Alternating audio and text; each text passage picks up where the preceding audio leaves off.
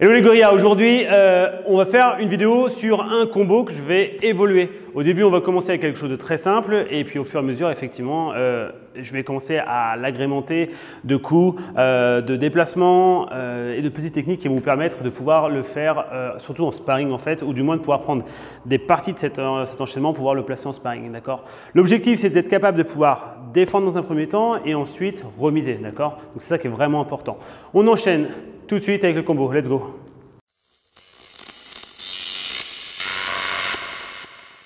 Ok, là, donc là je suis avec Seb, c'est un de mes élèves depuis, je sais pas, un petit paquet de temps, boxeur, etc. L'idée, ce que vous devez comprendre là, c'est qu'on va commencer sur un truc très simple. Le principe, c'est que c'est moi qui vais attaquer, qui va commencer, même si j'ai les pattes d'ours, je m'en fous. Je vais envoyer jab, cross et crochet gauche, pardon, et donc quand je l'envoie, donc je vais aller tout doucement, lui il va juste venir catcher avec le bras arrière, catcher toujours avec le bras arrière, même sur mon cross, et sur mon crochet, il va faire un cover, tout simplement.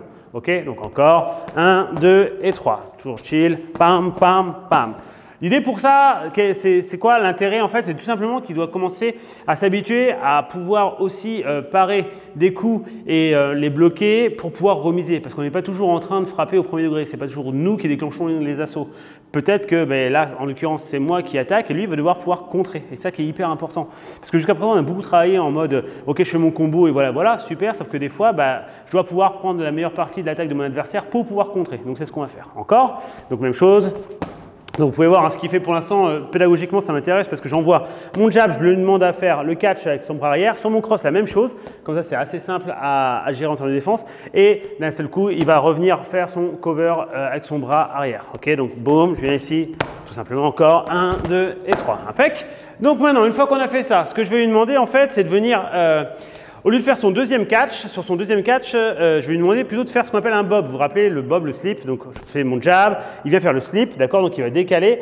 Et après, quand je vais envoyer mon crochet, il va reculer. Il ne va même pas faire le cover, en fait, ça aurait pu être une bonne idée, mais tu vas juste le reculer tout de suite. 1, 2, et on va reculer. Donc soit il utilise un shoulder roll, d'accord, ce qu'il vient de faire, soit il fait un step back. Je m'en fous, l'essentiel c'est que vous soyez en dehors du rayon d'action de mon crochet. Ok, donc 1, 2 et 3. Encore, impec. 1, 2, 3.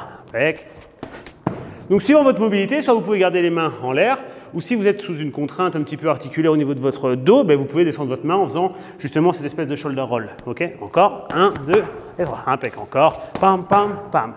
Une fois qu'on a fait ça, je vais lui demander juste pour l'exercice, histoire que ce soit un peu plus dynamique, je veux qu'il fasse un cross derrière. D'accord? Il va mettre un gros cross. Let's go, c'est parti. Bang, bang, hop, et boum. Encore. 1, 2, 3. Encore une fois. Pam, pam, pam, pam. Yes. Maintenant, je vais lui demander qu'il fasse le même cross, mais avec un peu moins d'appel sur le cross. Moins chercher l'énergie, juste vraiment, tu step back et pop, rapide. Let's go. 1, 2 et encore. Pam, pam, pam, pam. Très bien. Faites gaffe, dès l'instant où vous commencez à faire ce jeu de catch, bob, etc., à essayer de monter vos mains.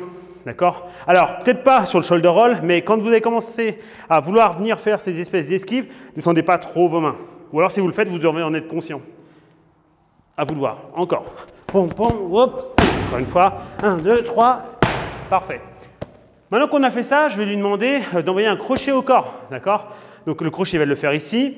On fait les temps la même chose, donc doucement, 1, yes, boum, et boum, impec. C'est un crochet que vous allez faire qui est un peu hybride. Il va être plutôt lointain, d'accord, avec un bras plutôt ouvert, un peu comme un swing. L'objectif, c'est quoi? C'est d'essayer de casser le contretemps. C'est d'arriver à faire genre un truc genre, boum, pa, ça aille vite. Ok, let's go. Hop, pam, pam, voilà, encore. Et.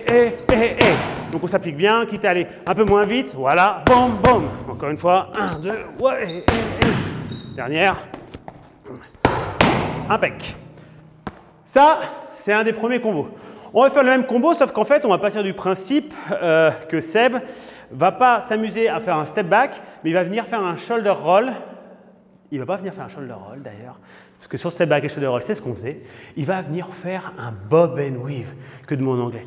Donc bob and weave, c'est-à-dire qu'il va passer dessous mon crochet. Donc on va juste lui demander ça. Pour l'instant, il reste exactement là où il est. Je ne veux pas qu'il fasse de step sur le côté, etc. Je veux juste qu'il reste où il est. Donc c'est parti, tout doucement. Donc je viens ici, il fait ce mouvement, et là, il va passer dessous. Encore. 1, 2, il passe dessous. Encore une fois. Très bien. Donc hyper important pour vous de bien faire une belle rotation au niveau de vos épaules pour bien vous protéger, aussi bien sur le bob que sur le bob and weave. Je viens ici, impec. Un des points importants sur votre bob and weave, c'est essayer de rester bien droit, hein, d'accord, ce qui fait très bien. Ne partez pas trop vers l'avant parce que vous vous exposerez au contre avec les uppercuts et donc ça pourrait être un peu plus compliqué. Let's go, encore. Impec. Bon, bon. Alors c'est drôle parce que Seb est beaucoup plus grand que moi, mais ça lui fait un petit peu la pip. Pardon. Ça faisait longtemps que je ne l'avais pas vu, c'est pour ça. Hop, impec. Très bien. Ce qu'on va vouloir faire, histoire qu'il mette un peu plus dans l'inconfort, c'est que quand il va faire ce bob and weave, en fait, juste avant, sur son bob, il va stepper très légèrement avec son pied avant. Pourquoi? Parce qu'il va casser la distance, ça va mettre un petit peu dans l'inconfort. Ce qui veut dire que mon crochet va être un peu moins dans le confort pour ma part. Regardez, c'est-à-dire que si je fais ça, il catch, d'accord? Là, il va avancer, stepper légèrement. Le but, c'est d'être assez proche de mon bras, comme ce qu'on a vu la semaine dernière. Et là, en fait, déjà là, vous voyez, je ne suis pas très confiant parce que ça pourrait être dangereux. Donc moi, je vais vouloir faire un crochet un peu, genre, sauf qui peut. Et à partir de là, exactement, je vais lui demander de venir faire un side step sur son côté droit pour sortir, en fait, de l'urgence qui serait peut-être encore celui-là ou celui-là. Moi, je pourrais enchaîner quelque chose. Là, je ne peux plus parce qu'il n'est plus là. Donc, on fait ça tout doucement. Donc, je viens ici, il step et il passe là. Quand il va faire son side step sur son shoulder roll, ah putain, je ne sais pas ce qu'il va y avec ce shoulder roll, je l'ai aujourd'hui, je l'ai. Je sais pas, je crois que j'ai l'épaule un petit peu folle. Oh, j'ai l'épaule un peu folle. Samba, legende. Alors, belle poitrine, hein. Alors, tu vas plus, ouais. Paolo. Donc, ouais, sur le bob and weave, décalez-vous bien, c'est hyper important. 1, 2, et voilà, très bien. Quand vous le faites, faites-le juste en side step. Le but, c'est vraiment que je me sente mal à l'aise. Vraiment mal à l'aise. Encore. 1, 2, hop. Parce que moi, vous vous rendez bien compte qu'ici, c'est très compliqué pour moi de renvoyer quelque chose. La seule possibilité, ce serait quoi? Soit que je me réoriente pour frapper, mais là, il aura un temps d'avance. Soit que je vienne envoyer ça. Mais regardez, je vais avoir un vrai problème. OK? Si vous vous demandez pourquoi j'ai un pull alors qu'il fait 55 000 degrés, c'est pour fixer ce magnifique micro-cravate que nous avons acheté il y a quelques temps. Et oui, je donne de ma personne, parce que là, je suis en tempête de sauna, il fait 34 degrés dehors, et je pense que dans mon corps, actuellement, je vais être affûté, là, mais elle a pris cher déjà. Mais on en parlera plus tard, ça pourrait être un défi de la chaîne, tiens. Comment perdre 15 kilos sans se couper les cheveux, parce qu'il n'y en a plus. Let's go encore. Donc je viens ici, et il bouge. Très bien, une fois qu'il est ici, ce qui va nous intéresser, c'est quoi? C'est que là, vous voyez, il est déjà en protection, il va lever sa main un tout petit peu plus, mais il est bien en protection. Moi, je suis vraiment un peu en difficulté, et là, il va envoyer un uppercut. D'accord? Un uppercut, on va essayer de tourner un tout petit peu plus la main, venir ici, voilà, bien l'épaule qui vient contacter, c'est là parfait. Et vous allez voir que naturellement, il va souvent arriver en premier parce que moi, en fait, je suis plutôt dans l'expectative et en plus, il est en train de réagir à ce que j'ai fait. Donc moi, je suis vraiment dans l'inconfort. Donc tout doucement, on vient ici, là, et boum, il va pouvoir frapper. Impec. 1, 2, 3, boum. Et donc c'est pour ça, en fait, que vous voulez surtout pas, sur votre bob and weave, vous barrer. C'est pour ça que vous ne voulez pas partir vers l'arrière. Si vous partez vers l'arrière, mais vous n'allez pas être à la bonne distance pour votre uppercut. Et c'est ça qui nous intéresse, nous, c'est d'être à la bonne distance, vraiment. D'accord? Encore, 1, 2, hop, boum, impec. Encore une fois, pam, pam, ouais, et super. Une fois qu'on a fait ça, on est remonté uppercut. Donc si on a monté uppercut, si je l'ai défendu comme ceci, ma tête, elle va quand même monter un petit peu, que je le prenne ou pas, par réflexe. Il va enchaîner donc crochet du bras avant, d'accord? Ensuite, il va enchaîner un cross et il va venir faire un crochet au foie. L'idée pour ce crochet au foie, voilà, c'est ça, c'est d'arriver à descendre un petit peu sur ses appuis pour qu'il m'envoie un peu cette information de « oh, il n'est plus là », au cas où j'ai envie de renvoyer quelque chose. Et en plus, ce qui est intéressant, c'est que ça va le forcer à venir casser la distance, à mettre un peu plus de poids de corps. Donc tout doucement, parce que je ne suis pas sûr de me rappeler quand je le fais. Je suis ici, impec, hop, 1, 2, 3, et là, boum, très bien. Alors, faites gaffe à une chose, on pourrait faire ce qu'il a envie de faire, il a envie de faire une espèce de bob and weave quand il vient frapper. Il fait un peu ce mouvement-là. Moi, je veux qu'on aille un tout petit peu plus vite dans le mouvement de corps. C'est-à-dire que je suis passé avec mon cross, je suis venu ici et bam, je vais rester là. Je ne veux pas qu'on s'enfuit, d'accord? Je veux qu'on reste ici. Pourquoi? Parce que naturellement, imaginons si j'ai fait mon cover, moi, à ce moment-là, moi, je vais vouloir frapper ici. Et donc, si tu te barres par là, en fait, tu vas me redonner un peu à manger. Okay? Alors que si tu viens là et que tu restes bien compact, voilà, là, j'aurais plus la possibilité de refrapper. Voilà, c'est hyper important. Rappelez-vous, hein, c'est dans les détails qu'on fait les plus grosses avancées. C'est là où on va être le plus efficace. Et c'est surtout ce qui va nous permettre de pouvoir le faire en vrai. Ok, donc encore tout doucement. On est ici, on vient là, 1, 2, 3 et boum. Très bien. Encore. On vient, hop, pam, pam, pam, hop. Très bien, ça, parfait. Encore, hop là, hop, impec. On accélère un petit peu, let's go. Encore une fois. Impec. Donc ça, c'est un exercice qui est hyper important. C'est un combo qui est regroupe pas mal de choses. Pourquoi? Parce qu'en fait, dans un premier temps, vous défendez. Ensuite, vous devez être capable d'adapter votre footwork en fonction de la situation et en fonction de ce que vous voulez faire. Ce qu'il faut comprendre, c'est que pour que ce soit vraiment intéressant d'un point de vue pédagogique pour l'élève, donc en l'occurrence pour Seb, c'est que ce ne soit pas que de la répétition bête. Là, pour l'instant, c'est bête et méchant ce qu'on fait, parce qu'on ne fait que de répéter la chose. Là, pour le mettre un petit peu plus en difficulté, je vais lui donner 2 propositions. Moi, je vais toujours envoyer mon crochet large, d'accord? Donc ça va faire comme ça, on est là, tout doucement. Donc mon jab, mon cross, mon crochet large en fonction de ce qu'il fait. Soit il est loin, il a fait son bob and weave. Fais ton bob and weave quand même, tu es loin et tout ça, hop, bah, tu fais ton uppercut un peu plus hybride du coup, voilà, ici et ici, très bien. Soit il n'a pas steppé sur le deuxième temps, donc regardez, tu restes sur place ici, tu fais juste ton bob, là, et quand je frappe, il fait son shoulder roll, et il met son cross et son crochet, vas-y. Ok? Donc ça va être nos possibilités. Au début, on va aller tout doucement, et après on prend de la vitesse. Ce qu'il faut que vous compreniez, surtout si vous coachez, ou même si c'est vous qui vous entraînez tout seul, vous devez vraiment comprendre ça. Il y a une importance considérable à créer de l'inconnu dans vos enchaînements. Si quand vous faites coacher entre potes ou avec votre coach, etc., s'il n'y a jamais d'inconnu, si c'est juste répéter bêtement des enchaînements sur les pattes, ça sert à bien retravailler vos mouvements, mais ne pensez pas que ça sera transférable sur un sparring.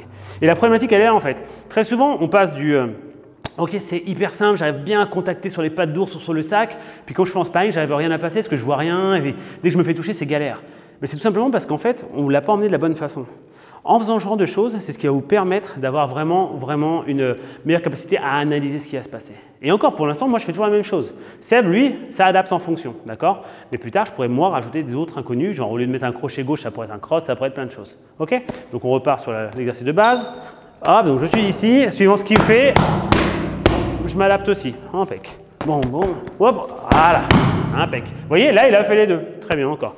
Bon, hop, impec. Ouais, pourquoi pas? Là, vous avez vu, c'est hyper intéressant. En fait, il était à une distance qui était plutôt lointaine. Il a fait un bob and weave où en fait, il n'a pas vraiment zoné parce que il n'a pas trop eu le temps, il n'a pas trop su ce qu'il voulait faire. Et en fait, quand il s'est redressé, il était face à moi. Là, il y avait 2 choix qui s'offraient à lui. C'est soit il se barrait, d'accord, en mettant de l'angle, etc. Et puis il faisait plus rien. Soit il rattaquait tout de suite. D'accord? Parce que le fait qu'il soit passé dessous, moi forcément je vais attaquer très vite. Donc là son but lui c'est de prendre le dessus en termes de temps. Et donc là il a fait cross et son crochet, que ce soit à la tête ou au corps, peu importe. Ça c'est hyper important. Ça va vraiment vous permettre de commencer à créer des espèces d'automatismes et de réflexes dans la capacité de lire ce qui se passe. Et que même si par exemple vous n'avez pas touché quand vous faites un enchaînement ou que je sais pas, que vous avez pris un coup, au moins vous êtes quand même habitué à pouvoir enchaîner quand même et à vous adapter en fonction de ce que vous faites. Encore un peu. Je viens ici, impec. Donc on pourrait s'amuser, tiens, Flo, suis-nous. Je vais commencer à l'embêter un peu, donc je vais mettre plein de petits coups. On est ici, et d'un seul coup, bam, bam, je suis ici, voilà, encore, et bam, bam, ouais, impec. Et en fonction, il s'adapte, ouais, très bien. Et là, ça devient beaucoup plus intéressant pour moi. Je pourrais faire juste ça, et c'est là où ça devient intéressant. Je vais commencer à voir un petit peu. Oui, voilà, pourquoi pas. Là, vous avez vu, il y a une contrainte pour lui, c'est que, en fait, il n'a pas avancé. Ou alors il n'est pas assez descendu pour faire le bob and weave, du coup il s'est retrouvé un peu embêté. C'est pour ça que si ça arrive, vous devez bien penser à avoir cette main droite, en l'occurrence, qui est bien haute. D'accord? Pour être capable d'encaisser ce crochet en fait. D'accord? C'est vraiment important. Ça c'est vraiment un point qui est important. Encore, on est là. Donc là je suis vraiment pas cool avec lui. Hein. En même temps c'est son retour, ça fait longtemps que je ne l'avais pas vu. Donc je suis un enfoiré. Hop, allez. Très bien, on se protège. Encore,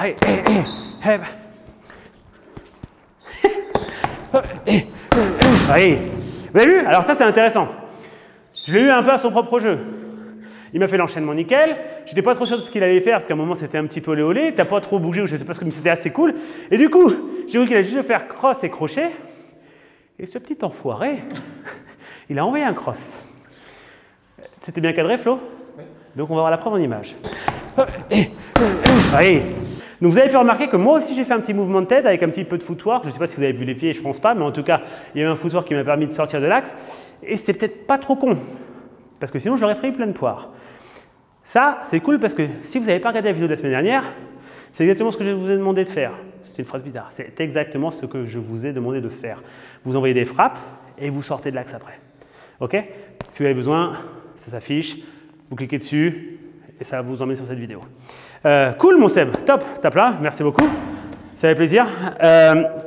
N'oubliez pas, Franchement, si vous ne l'avez pas fait, faites-le. Abonnez-vous. Je sais que j'ai toujours l'impression de racoler quand je fais ça, mais c'est hyper important. C'est hyper important. Vous allez me dire, dis-donc en ce moment, il y a des pubs sur ta chaîne. Oui, on a enfin activé la monétisation sur cette chaîne. Et jusqu'à là, on a gagné 0,85 $. C'est même pas en euros, tu vois, ni en francs. On est en dollars. Alors on pense s'éclater, là, parce que là on a le PIB du Yémen, donc on est bien. On pense s'éclater. Voilà. Donc j'ai promis le Parmigiano Reggiano à Paolo. Avec 85 centimes, les gars, là où on vit, c'est un peu compliqué. Donc on compte sur vous, abonnez-vous, commentez, likez. Dites-nous aussi ce que vous avez pensé de la tenue de Seb. Parce que voilà, hein, vous voyez ce magnifique short et tout ça, bel homme Seb. Vous avez pu remarquer qu'il a 2 enclumes dans les gants. Et ça, c'est un peu sa marque de fabrique. Et voilà, donc on vous souhaite une bonne soirée, les amis. Soyez forts, les gorillas. Flo, un dernier mot, comme d'habitude. Merci Flo, très bien. Ce qui est bien avec Flo, c'est qu'on lui demande un mot, il nous fait. Et voilà. En gros, Flo est heureux. C'est sa façon à lui de dire qu'il est content. Merci à vous. Nous, je pense qu'on va prendre une douche, mais pas ensemble, promis. Tchou!